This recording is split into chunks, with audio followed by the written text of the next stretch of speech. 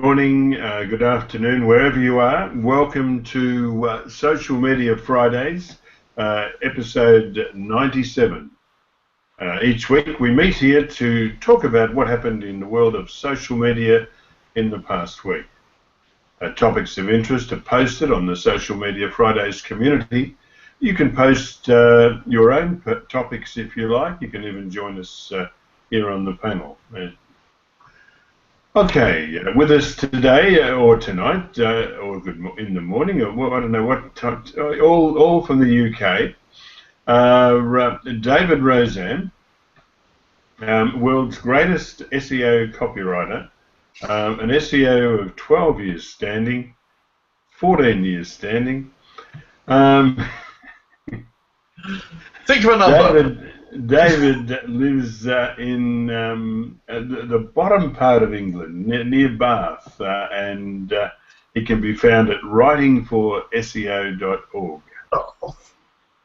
Masataki Wasa is webmaster of wasaweb.net, and he's also a Google top contributor on the AdSense community. Masataki can be found at wasaweb.net,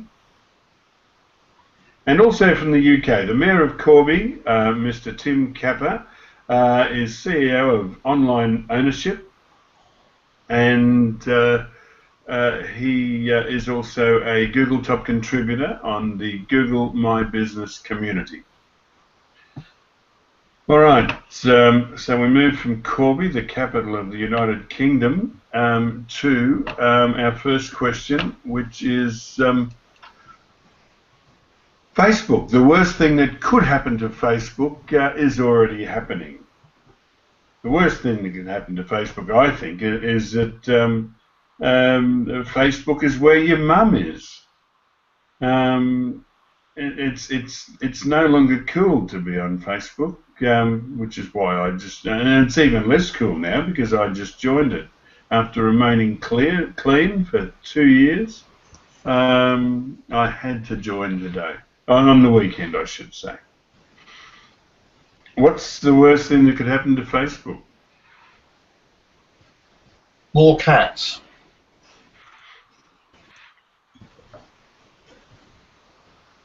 Well, according to that article, people are posting less frequently than they used to.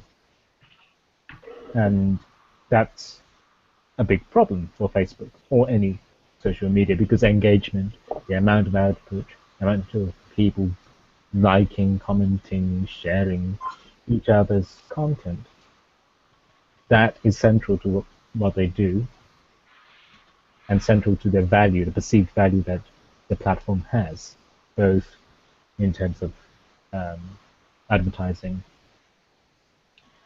and in terms of, if you like, presenting the business. So if everyone stops posting on Facebook, it will go away. Exactly. I think Google Plus is suffering from the same malaise. We just don't see the content, apart from Tim Capper's valiant efforts,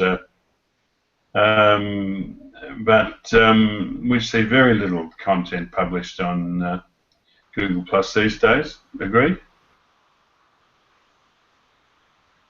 It would be interesting to know if it is specific to individual platforms or if it's a general thing that people are perhaps tired now of sharing bits and pieces of their lives, generally speaking, irrespective of whichever platform you choose to use. Just that social media has now been part of our lives for a good few years now. It might be time that people are getting bored.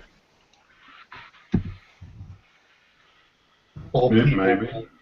are moving on to the newer platforms, the more visually oriented platforms. Is the capacity of social media exceeding or the growth capacity of social media exceeding that of those who wish to partake of social media. Yeah, I mean, there's always been lots of discussion about the balance, hasn't there, between people who like to push their content out, so if you like, the social media exhibitionists, who post about anything and everything from their cat to their breakfast to goodness knows what. And then there were people who were more interested in reading about other people, not necessarily putting things out. So for a platform to work, there has to be a balance. You need both people. You can't have everyone being creators and no one being the consumer. Yet the nature of the platform is such that you can have everyone being consumer, and none being creator. So that balance has always been interesting, shall we say, and difficult at times. Because if it tips to one side, if it tips too much to one side, then that destroys, in a sense, that the platform.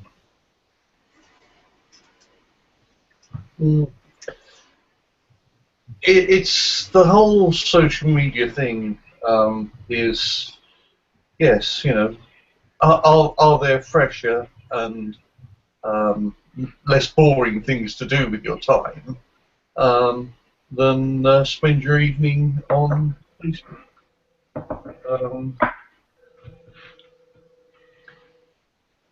I don't know. I pop into Facebook several times a day, but I don't spend a great deal of time on there.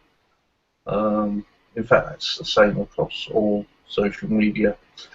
But then maybe I'm antisocial. But I don't know. I don't see Facebook being any different from how it looked 6 months ago. Personally, it's still got people's days out. It's still got lots of silly captions on pictures of cats, and people distributing commercials as something to laugh at and not realising that they're being unpaid advertisers for the for lots of big companies around the world. So, they just seem to carry on much as they normally do. I don't know. It's if these figures are correct, then I can't challenge them. But there's always this feeling that you've got to keep growing as a business and as a social network. One of the main KPIs for growing is more and more people doing more and more things, creating more and more things for you, and at some stage we're going to run out of people who want to do that. It won't carry on growing at the huge rate. It just doesn't make sense unless we find a world of Martians who want to come onto Facebook, and we can have another few billion people taking part. But yeah, the worst thing that could happen to Facebook is that we run out of people with internet connections who want to do Facebook and things. Yeah, I think I agree with all of that. Yes, and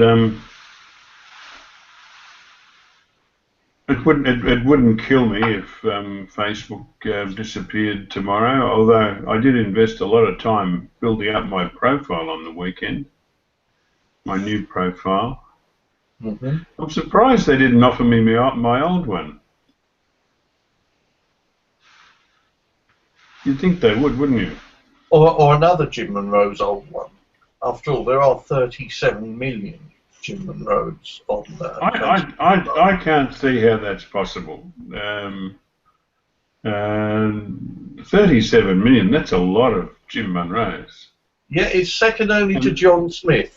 The world doesn't need that many. You said it. You said it.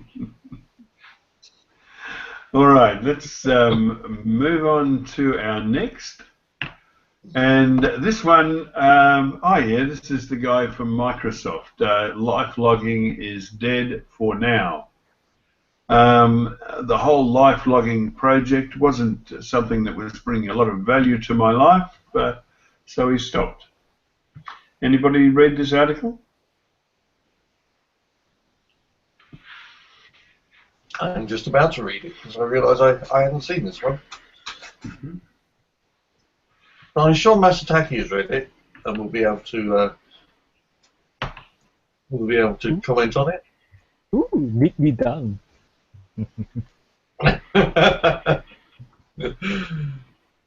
Yeah, so this is essentially about someone who has tried to record his life.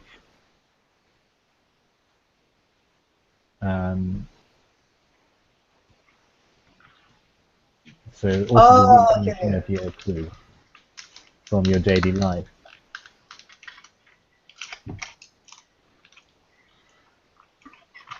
Do people really want to see? I mean, there is a lady. Now I ran across her on Google Plus, I think, but she actually has a 24-hour webcam in her lounge room,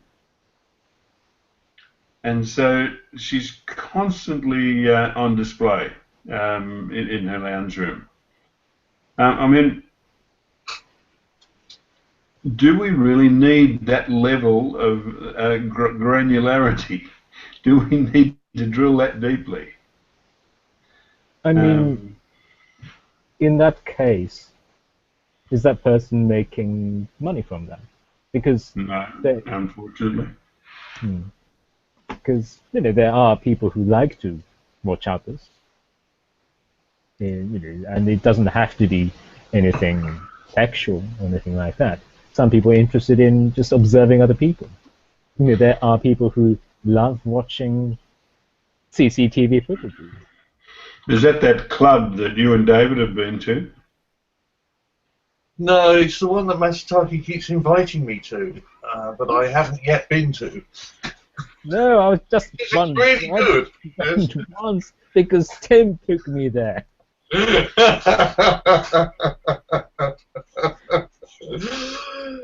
No, a few years back there was an undercurrent, a fashion for people putting webcams in their homes, and that spun off into, shall we say, exhibitionists who had webcams in their bathrooms and bedrooms and stuff, and presumably they started to extract money for those who could see the more private areas of the home. But yes, it must have been, I don't know, 10 years or more ago.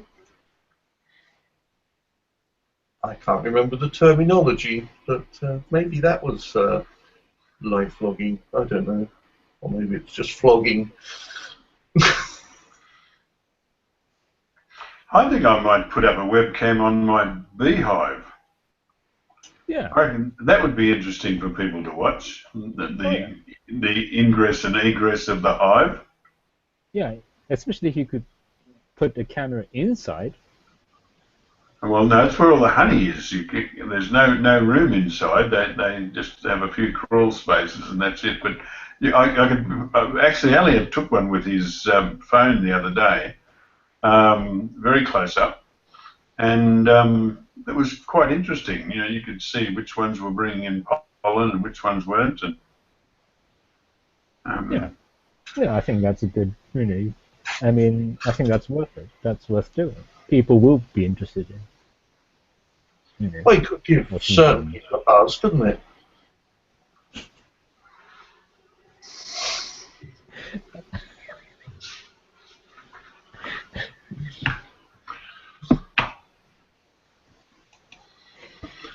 Okay. Oh dear.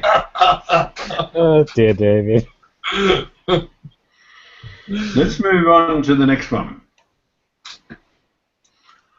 This one, Facebook launches Messenger Chatbot API, application programming interface, for businesses and developers. Despite Microsoft's Tweetbot going rogue, Facebook is determined to convince the world that bots can be a viable tool for businesses to drive deeper engagement with customers. A lot of bullshit. And what better way to do this than through its Messenger app, which is used by over 900 million people and 50 million businesses. I dispute those numbers because, I mean, that's about the readership of Facebook, isn't it? Just having access to a tool doesn't mean you use it. I don't.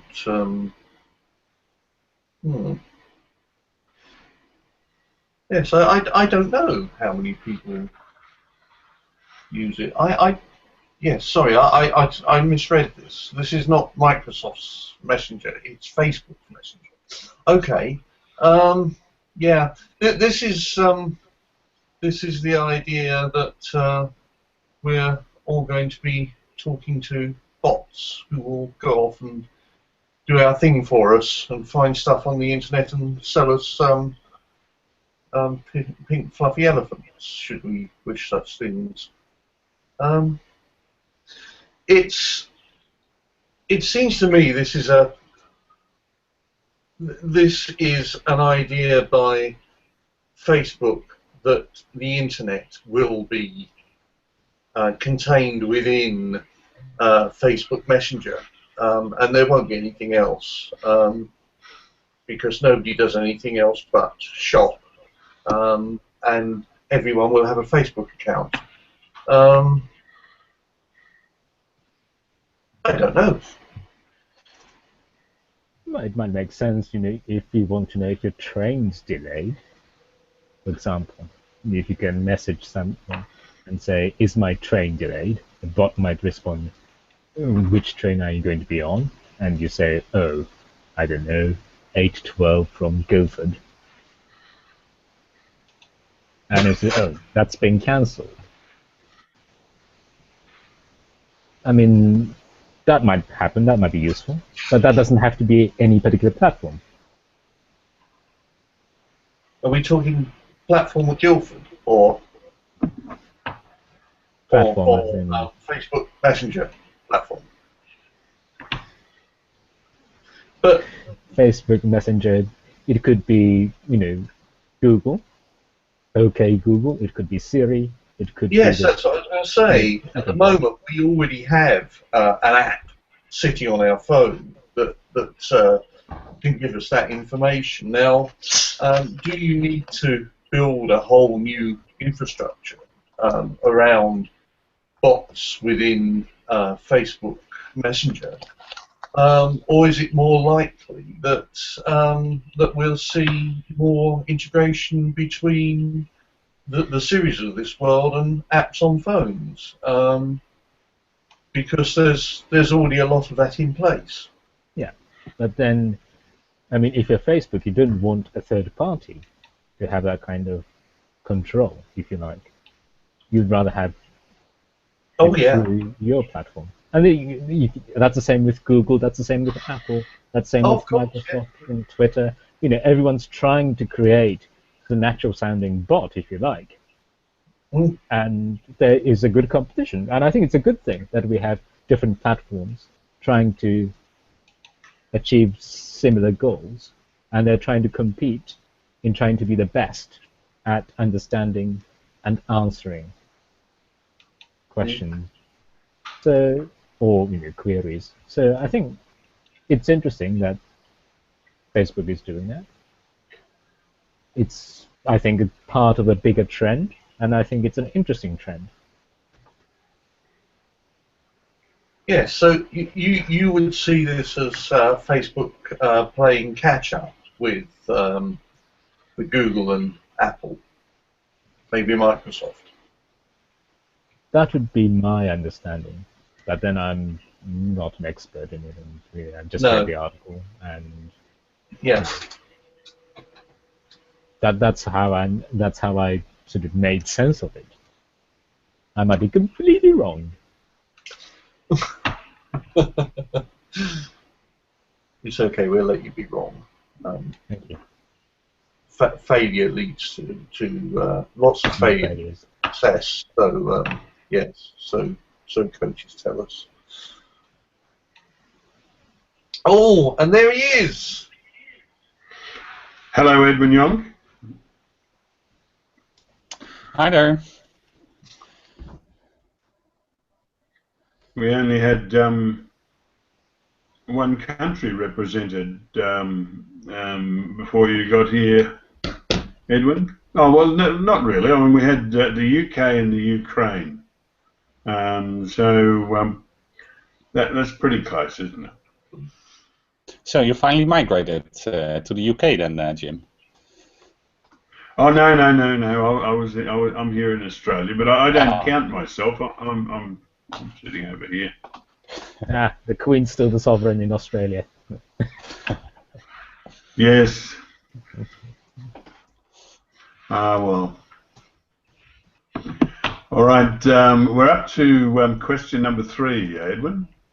Okay.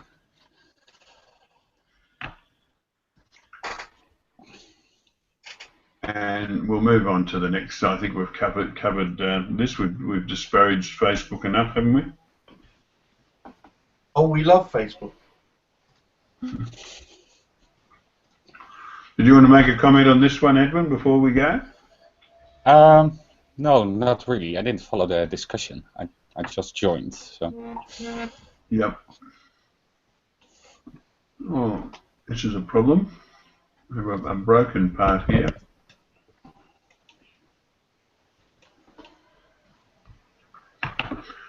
This one here is the darker side of Guardian comments. I titled it Newspaper Comments, but new research into our own comment threads provides the first quantitative evidence for what female journalists have long suspected, that articles written by women attract more abuse and dismissive trolling than those written by men, regardless of what the article is about. The only section that had significantly more articles written by women was fashion.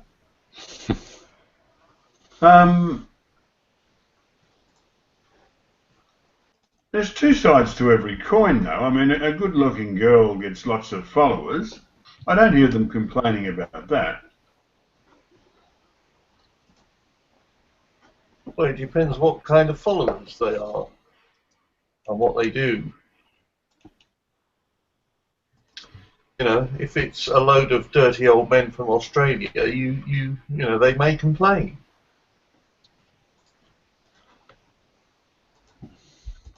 Why Australia?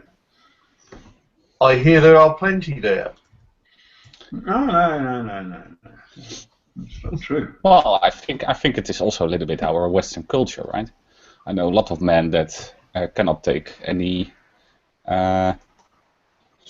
orders from a woman, right? It's not long ago that women got voting rights. Here in the Netherlands, they only started in the 90s with their pension. So I think people don't, or some people don't take something from a woman that easily than from a man, right? If a man says something, they take it for granted, but if a woman says something, they question it. I think that is quite in our Western culture. Yeah, I think there is structural and institutionalized misogyny.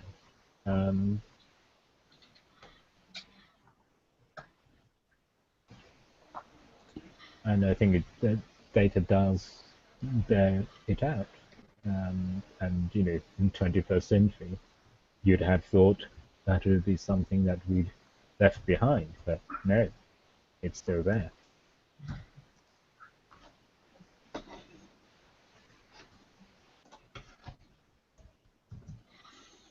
And of course, what happens in society also happens online, right? And if you have a lot of comment, that will come to surface. It's a sad thing, but Yeah. I think on certain topics, you get quite a lot of people trolling. That's true for the articles related to gender, including feminism. That I've read a few articles in the Guardian on those issues, and the most contentious ones are usually the Middle East, Israel-Palestine ones. Those are woo, the comment section essentially is set ablaze, and you just don't want to go there. But those articles related to issues of gender, especially when someone who declares herself a feminist writes a piece, then the comments are pretty vicious, I think would be the right word. well, there are feminists and there are feminists. Some feminists aren't that reasonable. Yeah, some of them are pretty cuckoo, I have to say. Yeah. And But a couple of weeks back, we discussed a woman that wanted to do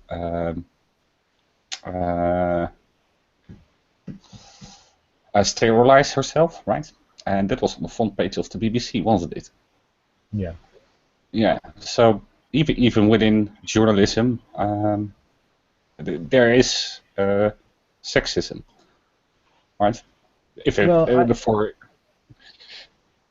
That became a news. That's why it was picked up. It wasn't because of opinion as such. I thought the piece was because it was, as I recall. But you've also got to watch. Bible bashers are another thing, mate.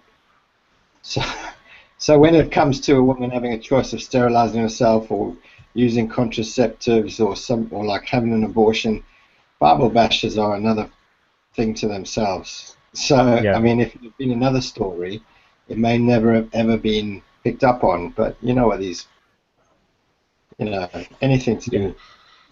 The God anything. Squad. Yeah. No, so I think, it is really interesting that we're having these discussions now, and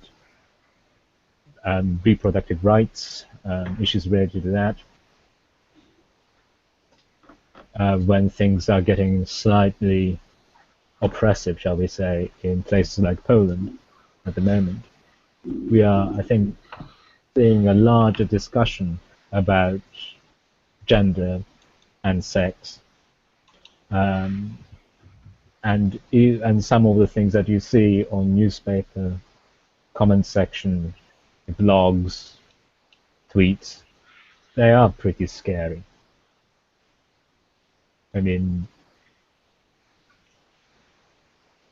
I find it scary as a man. So if you are receiving if you're at the receiving end of that, I just can't imagine what you'd feel like, because I can never be in that position.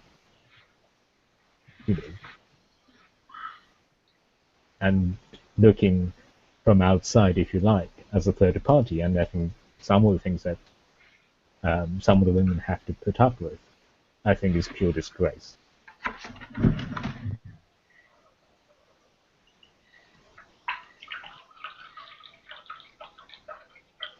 You better make a mental note not to go to that club with David. You might find that scary.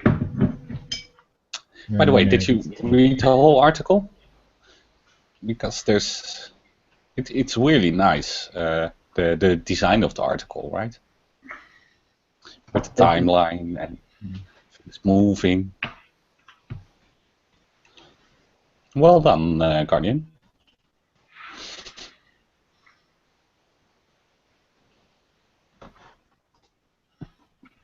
Well, that is a little bit off topic. No. They do present it very nicely. And I do like the fact that in the 606, we also found that some subjects attracted more abusive or disruptive comments than others. Conversations about crosswords, cricket, horse racing, and jazz were respectful. Discussions about the Israel-Palestine conflict were not. And that confirms what I was thinking. I did read it, and it was there in my head afterwards. Articles about feminism attracted very high levels of blocked comments, and so did rape.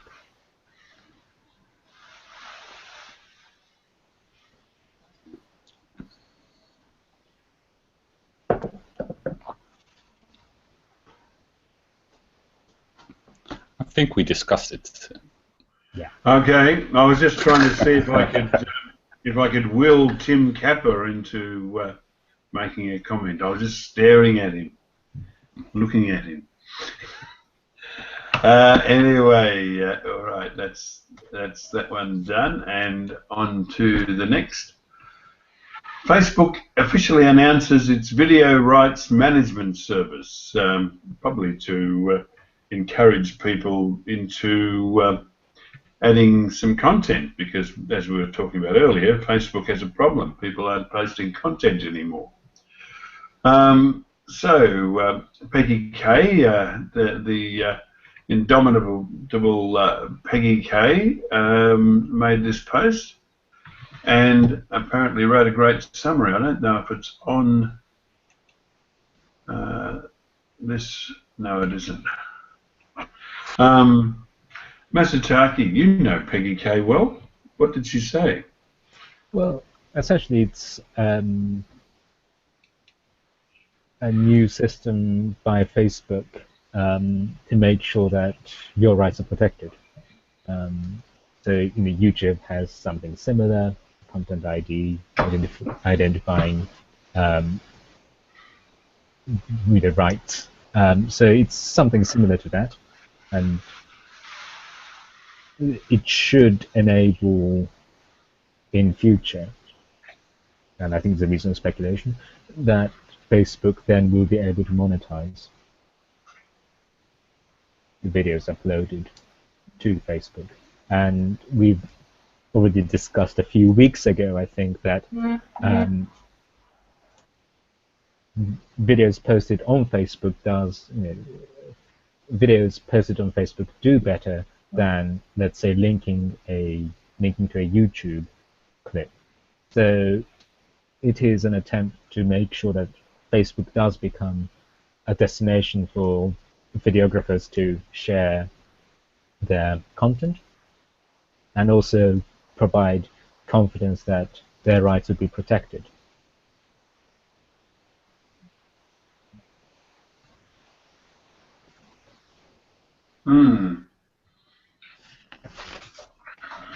Yeah, it is not only about the rights being protected. What happens on YouTube is that if YouTube picks up, for example, a popular song from some band, it will contact the rights owner and say, do you want to advertise on the video? If Facebook is going to do that, I don't know, but that's basically what Content ID is. Sorry, Evan. I saw the cat going south. Oh, yeah, she's annoying. And her self-esteem is really low. So if you punish her, you won't see her for 24 hours or something like that.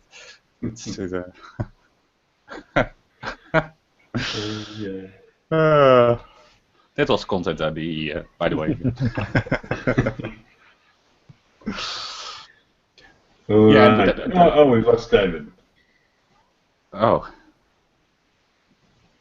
And what happens on Facebook is basically that Facebook is boosting their own videos, in contrast to YouTube, for example.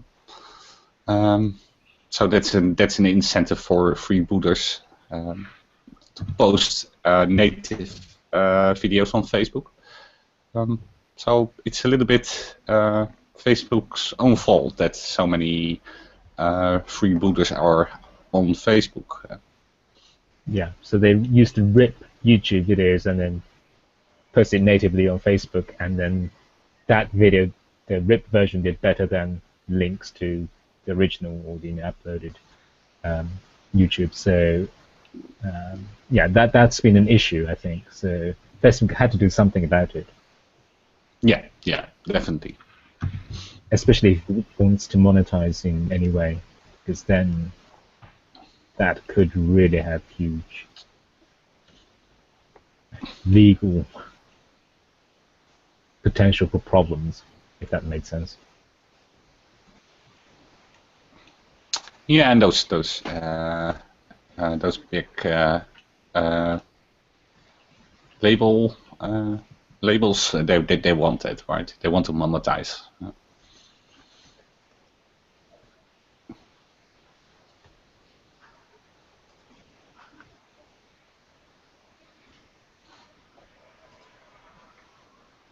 Edwin, I see you're simultaneously posting on Facebook. Yeah. And don't There's a miss your nice questions. there's a nice link in the control panel. Share on Twitter and share on Facebook. I made a mistake. I shared the old dumb SEO questions. Oh, oops. But that's a really nice button Daniel made. Great job. Cool.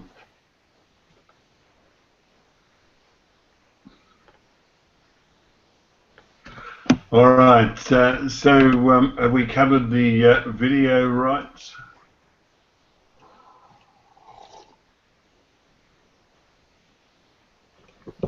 Okay. Oops. We're at that time again. It's thank you for watching. Are there any other items of general business? No. Tim Capper.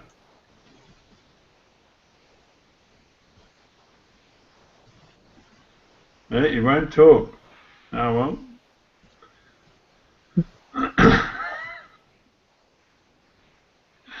Okay.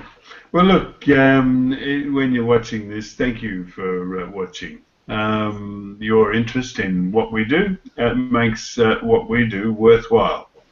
We'll be back at the same time next week to do this all again, but for now,